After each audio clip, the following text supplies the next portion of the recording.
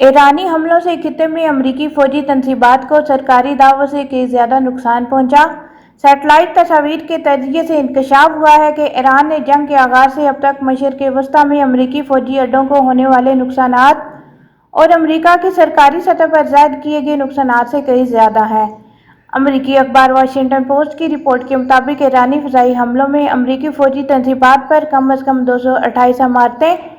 یا فوجی ساز و سامان تباہ یا متاثر ہوئے، جس میں بریکس، ایندھن کے ذخائر، طیارے، ریڈار، مواصلاتی نظام اور فضائی دفاعی آلات شامل ہیں۔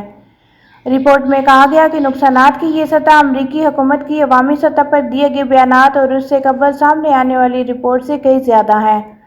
امریکی حکام کے مطابق فضائی حملوں کے خطرے کے باعث خطے میں بعض امریکی اڈوں کو معمول کے مطابق فعال رکھنا ممکن نہیں رہا، جس کے باعث بڑی تعداد میں اہلکاروں کو ایرانی حملوں کی حدود سے باہر منتقل کیا گیا۔ رپورٹ کے مطابق جنگ کے دوران مشرق وسطیٰ کی سیٹلائٹ تصاویر حاصل کرنا غیر معمولی طور پر مشکل ہو گیا، کیونکہ بڑی تجارتی سیٹلائٹ کمپنیوں، وینڈر اور پلانٹ نے امریکی حکومت کی درخواست پر خطے کی تصاویر کی اشاعت محدود یا مؤخر کر دی۔ تاہم ایرانی سرکاری میڈیا سے وابستہ ادارے مسلسل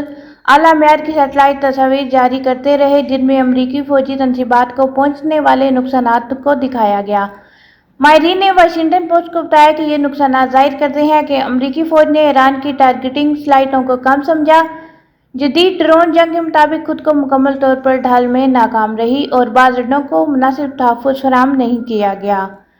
رپورٹ کے مطابق حملوں میں قطر کے العدید ایئر بیس پر 2 سیٹلائٹ کمیونیکیشن مراکز، بحرین کے رفح اور عیسیٰ ایئر بیس اور کویت کے علی السالم ایئر بیس پر پیٹریاٹ دفاعی نظام، بحرین میں امریکی 5th فلیٹ کے ہیڈ کوارٹر میں سیٹلائٹ ڈش، کویت کے کیمپ بیورنگ میں پاور پلانٹ اور مختلف اڈوں پر ایندھن ذخیرہ کرنے کی تنصیبات کو بھی نقصان پہنچا۔ امریکی حکام کے مطابق بعض خلیجی ممالک نے اپنی سرزمین سے امریکی جارحانہ کارروائیوں کی اجازت نہیں دی، تاہم بحرین اور کویت کے اڈے سب سے زیادہ متاثر ہوئے، جس کی ممکنہ وجہ یہ ہو سکتی ہے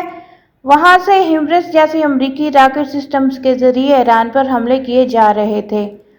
واشنگٹن پوسٹ سے واضح ہوتا ہے کہ یہ جائزہ صرف دستیاب سیٹلائٹ تصاویر پر مبنی جزوی تخمینہ ہے اور اصل نقصان اس سے کہیں زیادہ ہو سکتا ہے۔